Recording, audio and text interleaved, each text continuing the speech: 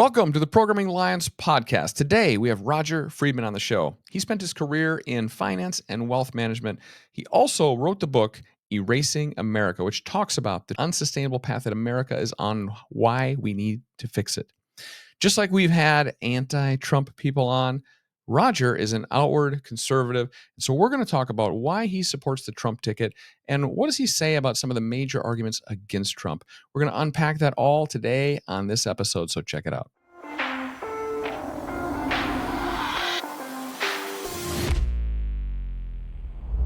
Rodger Friedman, welcome to the Programming Lions podcast. We're excited to have you on and talk a little bit about politics, the upcoming election, and America. But before we get into that, could you, in your own words, give us a little background on yourself? Got it. Well, let's see. I'm going to start at the very beginning. I was born and bred in New York City. Mm-hmm. My dad was an entrepreneur. He inherited the laundry from his parents. And that laundry was right at Times Square. Have you ever been to Times Square? I have. That's where my dad's laundry was. Wow. So I grew up about 2 miles south of there. I went to high school in the old Jewish ghetto where the tenements were, Delancey Street. I majored in political science. Eventually started to look at management trainee ads. Not that I knew what a management trainee was, but it turned out to be one with E.F. Hutton. And this was in 1980. So I stayed with them for a long time. And E.F. Hutton doesn't exist anymore. E.F. Hutton was bought by Shearson, which was bought by Lehman Brothers, which was bought by Smith Barney, which was bought by Citi, which was bought by Morgan Stanley. I left there about 10 years ago as a senior vice president of wealth management with Morgan Stanley. Okay. And I went over to a smaller shop that I felt very, very comfortable with. And I still work and I still provide wealth management expertise and retirement strategy. A couple of years ago, I started looking at the paper very, very closely around COVID time. And I was seeing things that really annoyed me and concerned me. And as Ron White famously said, I know I had the right to remain silent. I didn't have the ability. So I started writing a Sunday blog and sending it out to friends, family, colleagues. And it was about one page, and it was mostly rants. And then after a while, it kind of caught on, and I started doing around 3 pages every week. And I just finished number 83 a couple of days ago. Okay. So it's something that is ongoing, and I keep trying to bring to the forefront problems that I see with this country and potential solutions. Yeah. Yeah. Okay. Wow. Okay. Very cool. Well, that's maybe a good segue into our first question. You have a book called Erasing America, which we have right here. And I have it right here too. All right. Nice. Yeah. So can you tell us about that? Like, who is it for and why'd you write it? Okay. Well, the book itself is actually the first 47 Sunday memos. And if you look at the table of contents, I didn't call them chapters. I called them memos because that's what they were. Mm-hmm. And so what I was trying to do was to really wake people up, because a lot of people will accept anything. They will sit on their couch, they'll watch TV, they'll play their video games, and they'll say, it's not my problem, let somebody else deal with it. And there's a problem with that type of idea. What I was trying to do was to energize people, to get them involved, get them off the couch, and have them participate in what runs this country. Because remember, boys, we have representative government, and that means that we choose the representatives to make the decisions. And we have the choice to vote them out of office every 2 or 4 years. So we're the ones ultimately in charge. And when bad decisions are made, it's our fault. So I was trying to wake people up that they got to get involved, they got to get off the couch and make their voices heard. That makes a lot more sense. Mm-hmm. All right. Thank you. Well, now we're getting more into political stuff now. So, Oh boy, Max, are you sure? You sure you want to go Hey, here, I Max? was a poli-sci major. Bring it on. all right. So, Here we go. what are the main reasons you are voting for Trump? Okay. Oh. Number one, first and foremost, is the southern border. He began building that wall because he felt it was necessary and it was an appropriate thing to do. Congress, which was Democratic at the time, fought him at every step. They took the money away from him. They sued him in court. They tried to impeach him. They did everything possible to stop it. And from what I've read, and I do read a lot, the numbers are approaching 18 million illegals that have come into this country. They're giving these people that should never have been allowed to come in, they're giving them free health care, free education, they're giving them places to stay, they're giving them health care, they're giving them debit cards, they're giving them cell phones. Now, let me ask you a question. Max, I'm going to ask you. If you were in a South American country, Honduras, Colombia, San Salvador, and you lived in a small village and you didn't have much money, but you heard you can go to America and they'll put you up at a $400 a night hotel in New York City. They'll give you a cell phone. They'll take care of your health care. They'll send you to college all for free. What would you think? Going to America. There you That's go. a deal. Yeah, that's a good So deal. millions and millions of people made the same decision that you would. Now, let me ask you a question. The way that the federal government spends money, the money could only come from two places, only two. Number one is they tax the people that work and they bring tax dollars into the treasury. Okay, kind of simple. Mm-hmm. The second way is for the government to borrow money. They do that by issuing treasury bonds, treasury notes, treasury bills. So they basically create IOU. So the only way the government can spend money on people that have no right to be here is to go into debt and to tax the population. Yeah, because even Wow. the debt is actually a taxpayer obligation. So Yes. both of them are obligations on the Yeah. citizen. And the Congress just keeps spending money like it's going out of style, but it's not their money to spend. It's Max's money. It's Max's granddaughter's money. Yeah. It's your money. I'm gonna Yes, you're going to have a granddaughter. If you're lucky. If you're lucky, Max. Yeah, in fact, we've actually spent some time talking about debt and inflation. So the boys have a decent understanding for their age of what that is and That's what causes it and what it means for their generation. That's part of the reason we have this channel is we're trying to fight for Gen Alpha because they've been saddled with a lot of things to overcome, And as it's you know. not their fault. Correct. They didn't vote for any of these people. Well, you and I did. So You're right. what are some other reasons? During the Trump years, there were no major wars that I remember. There were skirmishes, there always are. Sure. But under Biden, Russia invaded Ukraine. Taiwan is trembling in its boots because China is saber rattling more than ever before. We have a war in the Mideast, and Hezbollah and Iran are ready to join in at any moment. Venezuela is a powder keg. There are hotspots all over the world, and it seems as if the Biden administration is totally directionless and doesn't know what to do. And I don't think that Kamala Harris has proven herself adept at foreign policy in any way, shape, or form. If she has, I must have missed the memo. Yeah. Okay. Okay. Yeah. So we've got the border, foreign policy, other Oh, key factors for there's you. plenty. I'm just getting started. Oh, okay. Let's do it. Well- Okay, let's keep going. Boys, have you ever heard of the SPR? No. It's short for the Strategic Petroleum Reserve.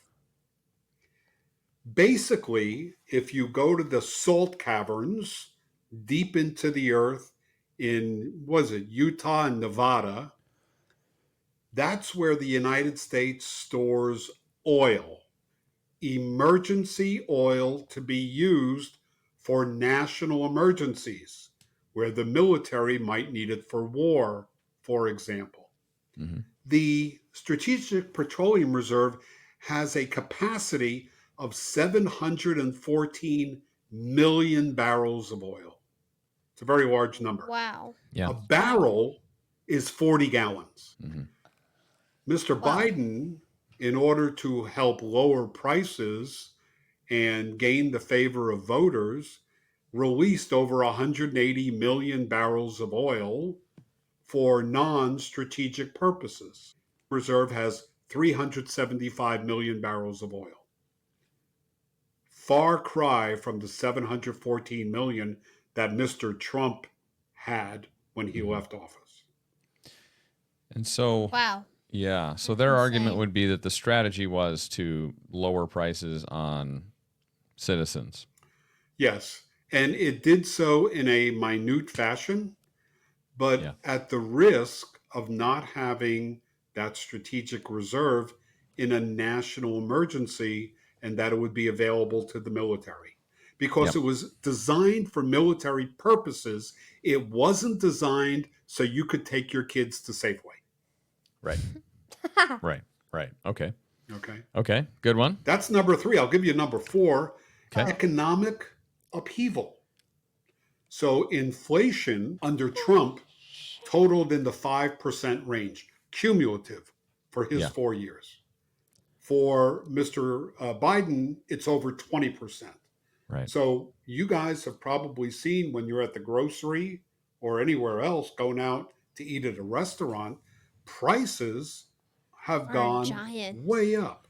Yeah. Coffee, chicken, eggs, bread, chopped meat, bread. hamburgers, steak, Mhm. you name it. The list goes on and on and on.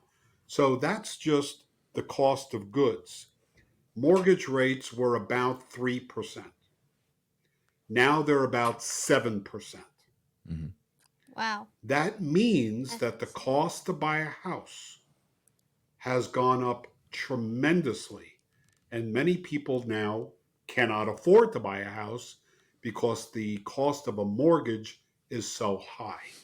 We have the boys do the math on our tips when we go out, Oh, and so they see the great. bills, and it's a great way to see how much things. It's a get perspective of how much things cost. Could I give you a thought on tipping? Yes. Okay. Sure. So, waiters and waitresses are some of the hardest working people that you'll see. Agreed. And I want them to know that I appreciate them. So, I do give to charity, but I also think of waiters and waitresses as part of my charity. Sure. So, I vastly over tip. Okay. That's just what I do. I want them to know that they are appreciated. And Mm-hmm. when I give them the thing and I say, keep the change, they look at me and the sense of gratitude Yeah. in their face is all the thanks that I need. Yeah. That's amazing. It especially feels good when it's somebody who's really doing a good job and working Exactly. hard and has a good If attitude. they give you it feels bad good. service, obviously you're not going to do that. But Yeah. if you get great service, sky's the limit. Agreed. Yeah. I like that. Yeah. All right. What's the next one? The next one. So, have you boys ever heard of the Department of Education? Yes. Yes. Do you know where it is? No. And DC? Bingo! Give that boy a hamburger. So, the Department of Education is an executive department of the government, and the executive departments are run by the president. Congress is separate, the Supreme Court is separate. The education department was created if I remember correctly, Matt, under Jimmy Carter, Mm-hmm. okay, to basically fill some holes in national education. But in my view, they've gone way too far. Mm-hmm. And I'm a big believer that local school decisions should be made at the local level. Yeah. In the county and in the state in which the school is. Because remember, when the colonies first got together and created the United States of America, the colonies were the strongest part of that deal. Yeah. The federal government was just to keep them together in one herd and to provide for the protection of all of them. But it was never designed that the federal government would be in charge. The states were in charge. Right. So now you have the federal government mandating that schools do certain things even if they don't want to. Yeah. So perhaps in your schools, there has been an issue with boys going in girls' bathrooms and girls going in boys' bathrooms. Okay. I don't know if it's hit your school, but it's hit Not that schools I know of. all over the country. It has. You boys now might not be aware Okay. of it. It's not in your grade. It's a Right. different grade, but yes. So the What? point is that schools and localities should be free to say no.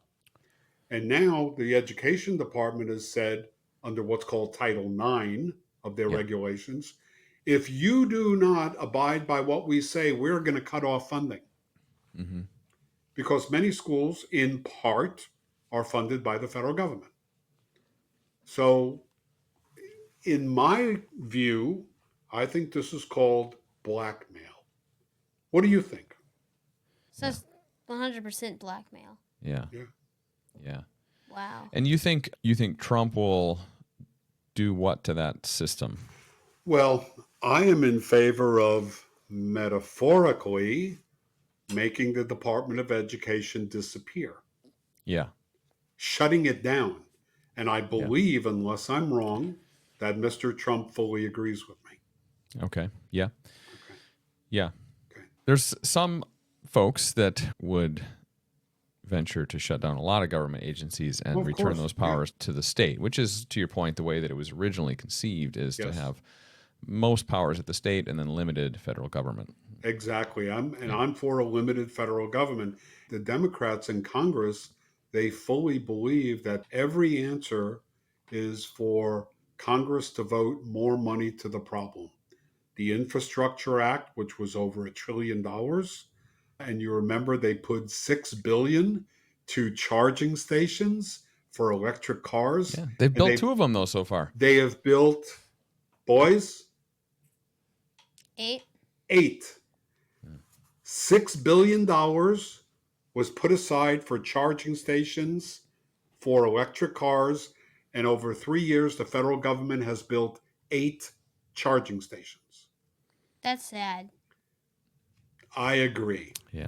8 for $6 billion. Well, it is interesting because some want more power to the government, but historically, I think both sides could agree on this, that the government is perhaps the least efficient to actually execute and get things done. Yeah, and going back to the infrastructure project, basically Congress decided that the federal government is the best mechanism to grow the economy of this country, not businesses, not private businesses, not entrepreneurs, but the federal government. And you're absolutely right. Mhm. If you want something done poorly, ask the government to do it.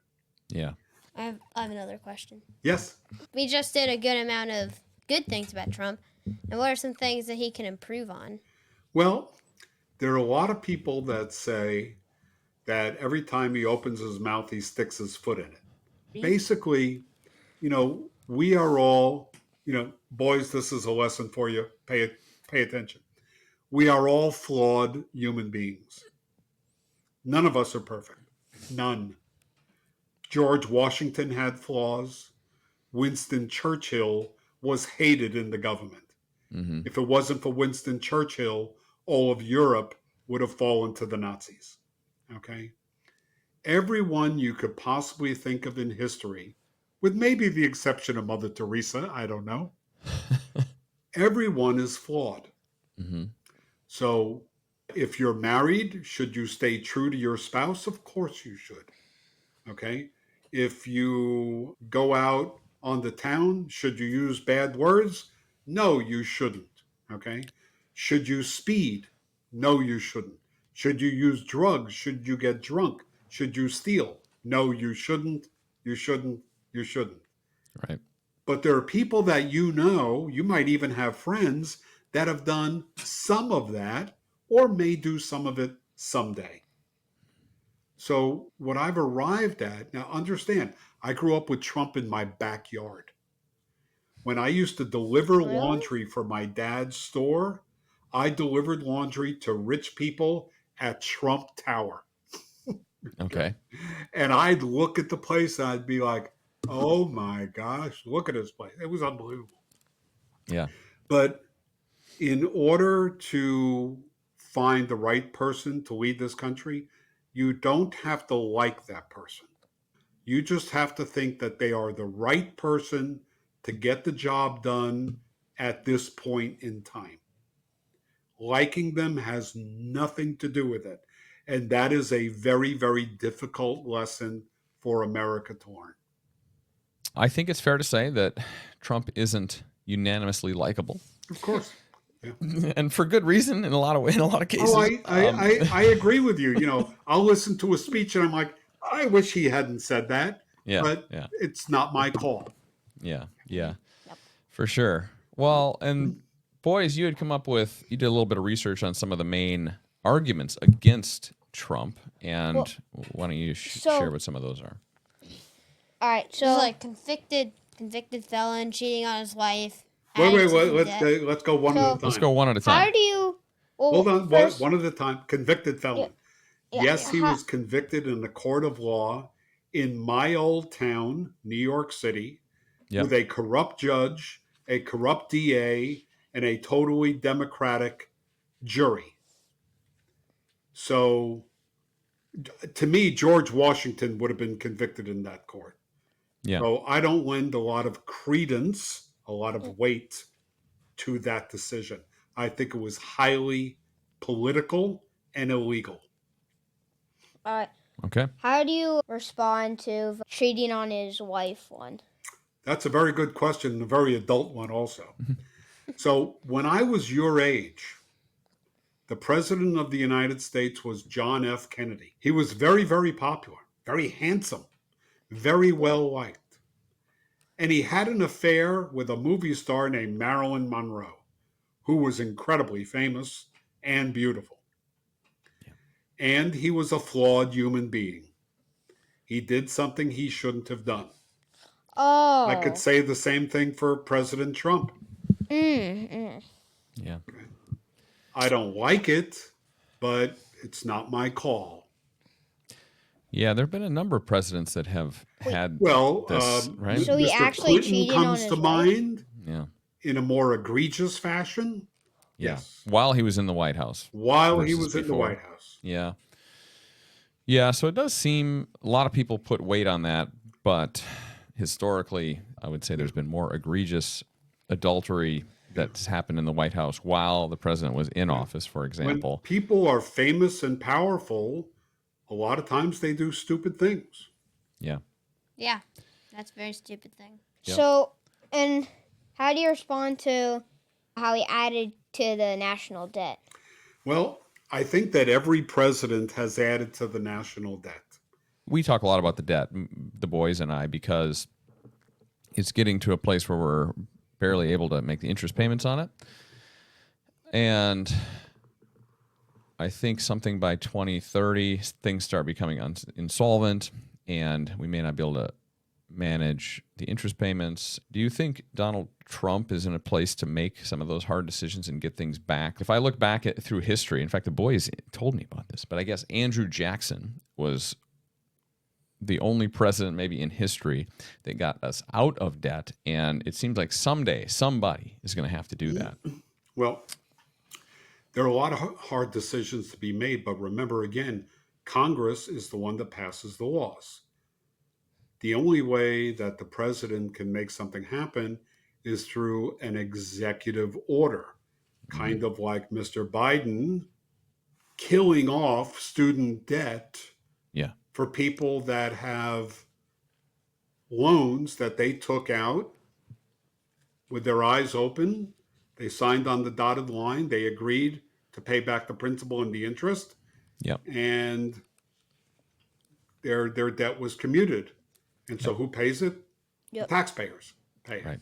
But more to your point, to your Some people think it just disappeared, just based like we put out a couple posts on this. goes on to our money social media. heaven. Yes. They think it just disappears, but no, it actually just goes to Yeah. taxpayer obligation. Exactly. Yeah. But one of the things that I tend to believe is that one of the things that could be done, and this has to be done by Congress.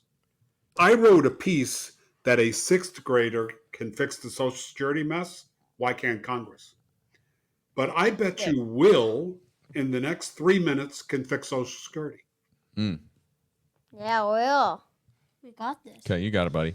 Okay. We can do this, All right. right? So, 3 minutes, Will, starting now. here's what I want you to do, and you'll tell your teacher. So right now, people that work are taxed a Social Security tax, but they're only taxed on the first $168,400 of annual earnings. After that, they don't pay any tax. I think we should raise it to $250,000. That way, a whole lot more people will be included. Also, the amount of taxes is divided equally. The employer pays half and the employee pays half. And if I remember correctly, the total is 14.2%. If we increase your dad's portion by 1.75% and the employer's portion by 1.75%, not a big deal, it will help keep Social Security solvent for over 50 years. The other thing is people are living longer. You guys are probably going to live to 95 or 100 or more. Hopefully. So start Social Security at a later age. Right now it's about 66 and 7 months. Make it 70 over time. But you do those three things, Will, you fix the Social Security mess, and you can tell Congress you fixed it all by yourself. Yeah. Nice. You could take a victory lap now. Woohoo! Well, speaking of taxes, a lot of people criticize Trump for giving tax cuts to the rich. How do you respond to that? Actually, the response is very simple and it is mathematical. Okay. So the rich pay the vast majority of all federal income taxes. Yeah. You cannot lower federal income taxes without lowering the portion that is most paid by one group. Okay. Every group is lowered. Okay. And if you lower taxes only for one group, those that make under $35,000 a year, for example, then they're basically discriminating against everyone else, and that violates the equal opportunity clause of the Constitution. They're treating one group differently than another. All groups must be treated the same, whether you like them or not. So you cannot lower the taxes for the rich without lowering the taxes for the poor, and vice versa. How do you respond to his January 6th and how he encouraged it? I listened to the speech, and I remember him saying, I don't remember the exact words. I remember him saying, be peaceful, okay, and don't break the law. And also the day before, he offered Congress and the mayor of Washington, D.C., 10,000 federal troops, which the Congress, Nancy Pelosi, the Speaker of the House, and Muriel, whatever her name was, the mayor of D.C., both turned him down and said no. Huh. So if you are aware of the actual facts, where he told people, be peaceful, and that he was turned down when he offered federal soldiers to protect the Capitol. So I don't know everything that went on. I'm not privy to everything that went on. But from what I've read, I think that the Democrats were trying to hang him in effigy, basically. Yeah. How do you respond to the COVID economy? Okay. That Trump started. I remember he wanted to shut down immigration, and Congress said that was racist. He tried to immediately shut down immigration and planes coming from China. Yeah. And Nancy Pelosi went nuts. All the Democrats saying it was racist. And it was, in fact, I think, the right thing to do. Okay. Because remember, at the time, at the beginning of COVID, all the best scientists were telling him millions and millions of Americans are going to die. Yeah. It turned out to be a fraction of a fraction of a fraction of that. But nobody knew that at the time. Sure. Now, what the Democratic progressive liberals have tried to do is they want to control business, and they cannot control mom and pops, small entrepreneurs and businesses, but they can control very large companies. So remember back to COVID, what was open? Amazon was open, Home Depot, Lowe's, Walmart, Kroger, Safeway. The biggest of the biggest companies all were allowed to remain open. The local gym, the restaurants, the small bodegas, all the other stores were closed. Okay? The government can control big companies, but they can't control little ones. So they closed them all up, and the economy went into a tailspin. The Biden administration would love nothing more than to have 5 companies in each sector. 5 banks that they could control, 5 electronic companies, 5 pharmaceutical companies, 5 manufacturing companies, 5 defense companies, because they have the ability to control these gigantic companies. Okay, Facebook, Amazon, Google, etc. Walmart. Walmart. So that's what they really like, because that's moving on toward a socialist economy where eventually all the productive capacity of the country is owned by the government. But the first thing to do is to minimize the amount of producers. Yeah. It does seem clear that's what they want. I want to ask you another thing, Rodger, about it's a syndrome. It's a syndrome. They call it Trump derangement syndrome. I knew you were going to say that. Have you heard of this? I have heard of it. I have not read about it extensively at all. But, you know, once Do in you think a it's a while, real thing? Is it a real thing? What's your experience? well, to the woke of the world, it's real. If you go on YouTube and see some of these ridiculous videos of, what's his name? He goes around to all the colleges. Charlie Kirk. Yeah. Thank He's you, a Charlie local Kirk. he's a local Arizona guy. We know Charlie. Okay, so his organization, Turning Point USA, Yeah. I give to them probably every 4 or 5 months significant dollars because I believe in what Charlie Kirk is doing. But if you watch some of his videos on YouTube, these, I'll say kids, they're out of their mind. That derangement syndrome, to me, it's just millennial derangement. Yeah. Well, I can just tell you from our experience, we have a social media channel and we put out some posts, and sometimes they're edgy and of a conservative value, say slant or nature. And we definitely are on the conservative side of the fence. And you've raised hackles. And we've and we're raising these boys to try to unpack what's happening. We will put out a post that has maybe a comment about conservative values, and if you take out a loan, you should pay it back. And inevitably, half the people that will come into the comments say something about Trump. The post had nothing to do with Trump. Trump wasn't mentioned in the post, but my experience is Trump derangement syndrome is real.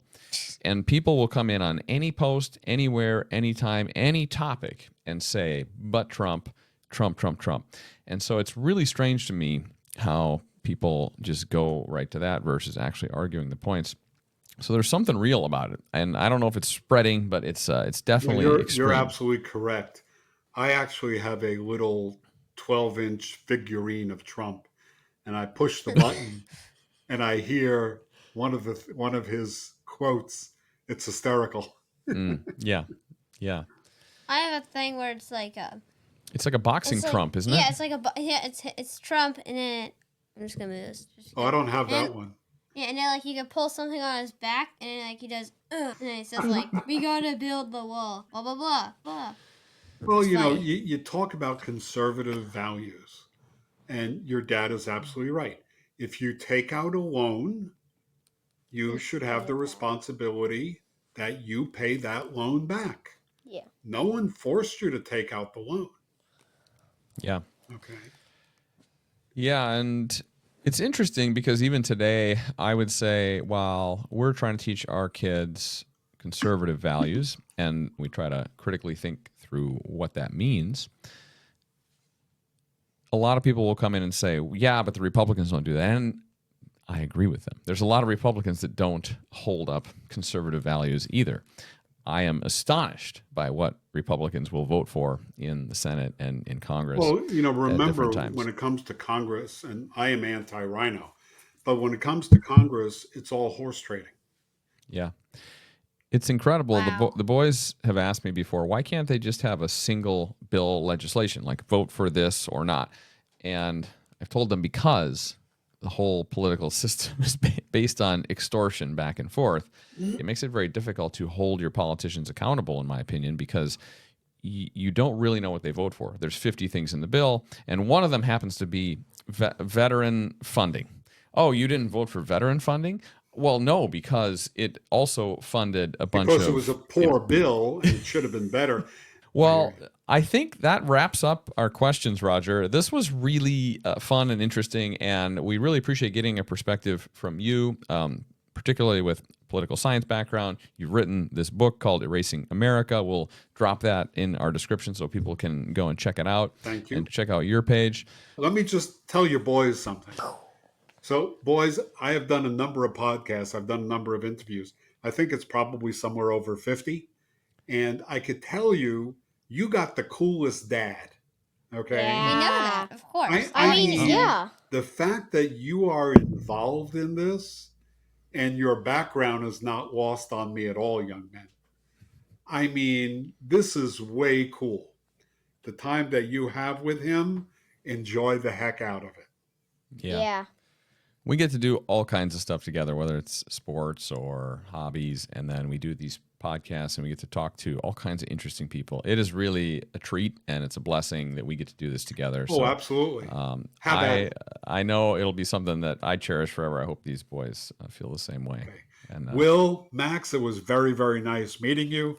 Max, you're named after my grandfather, so you're special. Yay.